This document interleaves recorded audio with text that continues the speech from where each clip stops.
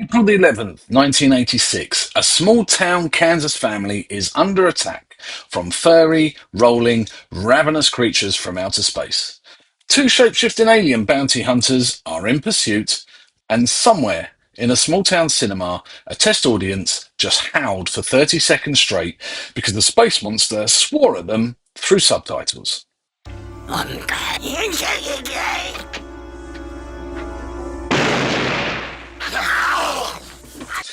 Critters had arrived, and nobody was ready for it. What they were ready for, however, was the comparison. You've heard it every time Critters gets mentioned. Gremlins rip-off. Said by critics in 1986 and said by people who've never seen it in 2026. It's the albatross around this film's neck that has never come off. So let's settle it once and for all right now. The screenplay for Critters was written in 1982. That's 2 years before Gremlins went into cinemas, 2 years before anybody had heard of Stripe or Gizmo or the rules about water and bright lights.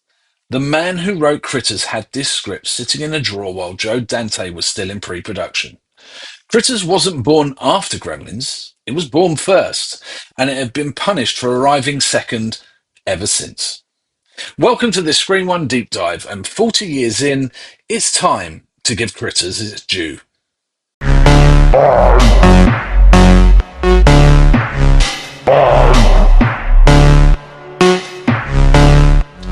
Hi, I'm Matt, and I've worked in the UK movie and entertainment industry for over 35 years, from post-production to press. I've seen blockbusters, I've seen the flops, and the forgotten gems. This channel exists because essential cinema deserves to be remembered properly. So, subscribe and join our growing video store society today because we're here every week. For the uninitiated, here's what Critters actually is. A group of small, carnivorous alien creatures known as krites, not critters, krites, spelt with a K, that's confirmed in the original script, escape from an asteroid prison and crash land in rural Kansas. They descend upon the Brown family farm. Father Jay, Mother Helen, teenage daughter April, and young son Brad. The krites roll in balls, move at speed, and eat everything in their path. Their mouths are effectively all teeth. In pursuit are two shape-shifting alien bounty hunters who arrive on Earth, scan a local rock star on a poster, Bon Jovi-esque, and one of them assumes his identity for the entire film. The other keeps changing faces and can't settle on one, and that's the film's most quietly brilliant piece of comedy. Dee Wallace plays Helen Brown, the same Dee Wallace 4 years later who played the mother in E.T. the Extraterrestrial, a film where an alien just wanted a phone home. This time, the alien wanted to eat her children. And this time, she's not standing at a window crying, she's loading a shotgun. That alone tells you the difference between what Critters is and what it gets accused of being. And here's how Critters actually came to exist. In 1982, a young writer named Dominic Muir, sometimes credited as Brian Dominic Muir, wrote a screenplay about alien creatures invading a Kansas farm. It was an original concept, drawing on 1950s American sci-fi B-movies like The Blob and Invasion of the Body Snatchers. That tradition of quintessential Americana suddenly under threat from something no one can explain. Muir held on to the script for 3 years.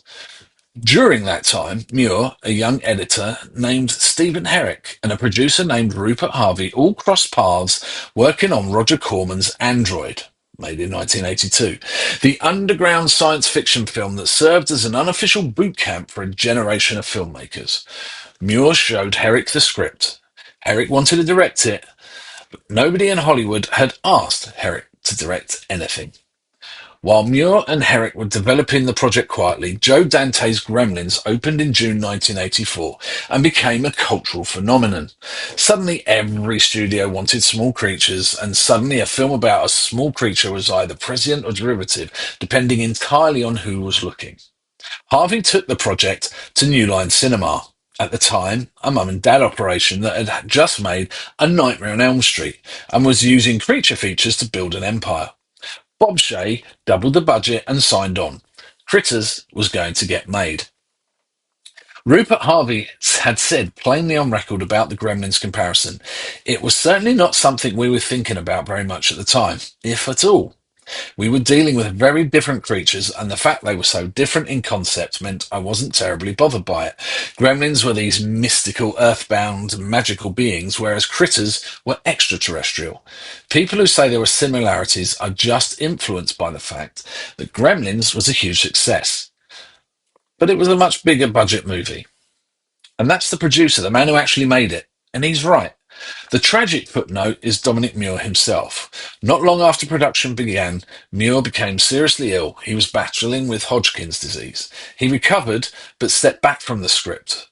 Don Keith Opper, another Corman acolyte, who was simultaneously being cast as Charlie McFadden, the conspiracy theorist town drunk who ends up becoming the film's unlikely hero, stepped in to polish the screenplay alongside Herrick. Muir went on to write under the pseudonym August White for Full Moon Entertainment later in his career. He died from cancer in 2010, aged 48. He never saw the film celebrated the way it deserved to be. Critters opened on April the 11th, 1986, made $13.2 million against a budget of approximately $3 million. A 4-to-1 return on a debut director's first feature at New Line Cinema. By any measure, that's a success. But the reviews called it a Gremlins ripoff anyway. So, what actually makes Critters worth talking about 40 years later? Well, start with the creatures themselves. The Krites were designed and built by the Chiodo brothers, Charles, Edward, and Stephen, who 2 years later would go on to create the creatures for Killer Clowns from Outer Space. This was their breakthrough job, and they treated it as such. The Krites are mechanically complex. They roll, they bite, they stack on top of each other. They form a rolling ball of destruction. The practical puppetry is seamless. There are shots in Critters that look more convincing than CGI sequences made 20 years later. Stephen Herrick had never directed a film before. He insisted on it anyway. Harvey had to convince Bob Shane multiple times during production to stick with him. Herrick held firm throughout. The result was a film that knew exactly what it was. Horror comedy that didn't apologise for either half of that description.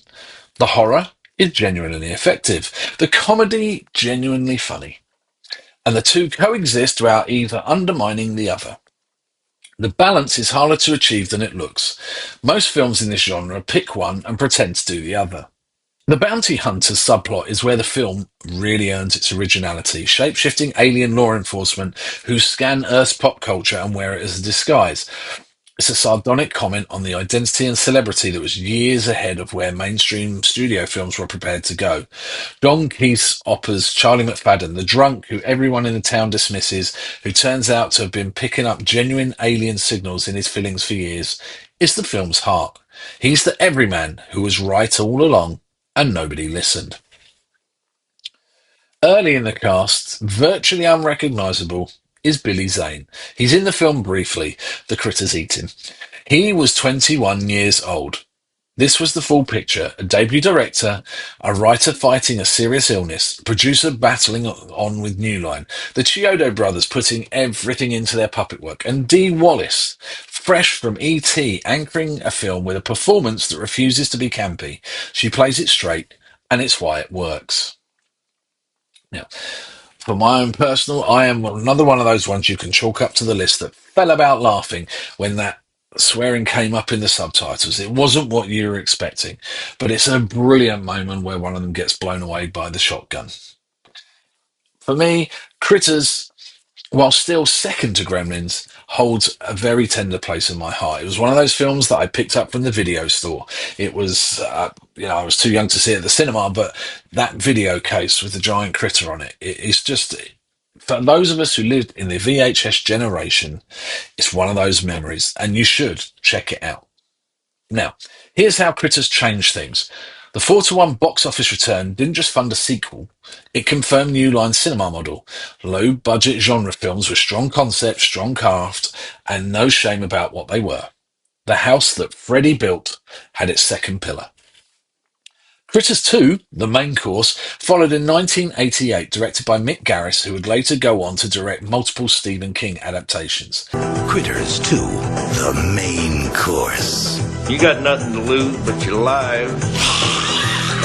Herrick stepped back from directing duty but remained in the orbit of the project. Critters 3 and 4 were shot back-to-back in 91, released in 1991 and 92 respectively. And Critters 4 was directed by Rupert Harvey himself, the producer of the original, stepping behind the camera. He took the Crites back to space. The franchise had literally gone full circle. Now, in Critters 3, a 17-year-old actor named Leonardo DiCaprio made his feature film debut. He played Josh, a kid whose stepfather is the property developer whose path crosses with Charles McFadden. It is, by any objective measure, not a great film. Cary Elwes was offered the role and passed. DiCaprio took it. 2 years later, he was in What's Eating Gilbert Grape. The Critters franchise was the door he walked through. But the bigger legacy is the genre wave. When Gremlins hit in 1984, it didn't just launch a franchise, it launched an entire subgenre. Ghoulies, Critters, Troll, The Gate, Munchies, Dolls, the Little Monsters wave dominated mid-decade horror and gave New Line, Empire Pictures and Charles Band's Full Moon a production pipeline that has lasted the better part of a decade. Critters was by far the best of that wave. Not the first, not the biggest, not the one with the biggest budget, but the best. Because it was the one that had the most to say, the most accomplished craft, and the most genuine comedy inside its horror. And that it was the one by rights that should have been seen as the originator. That is the final injustice of Critters' 40-year reputation. The film that was written before Gremlins, it existed, spent 4 decades being called Gremlins' Lesser Cousin. The script was in a drawer in 1982. Dominic Muir had the idea first. Hollywood just didn't notice until it was too late.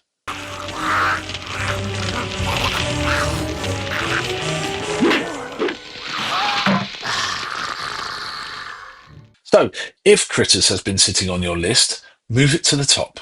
Not as a nostalgia watch, as a serious piece of 80s genre filmmaking from a debut director who knew exactly what he was doing. A writer who had the idea first and never got the credit. And the Chiodo brothers doing practical creature work that still holds up 40 years later. So, if you're new here, subscribe, because we cover the films that actually matter, past, present, without the noise. Hit that bell because you're not going to want to miss what's coming next. And remember, essential cinema, always.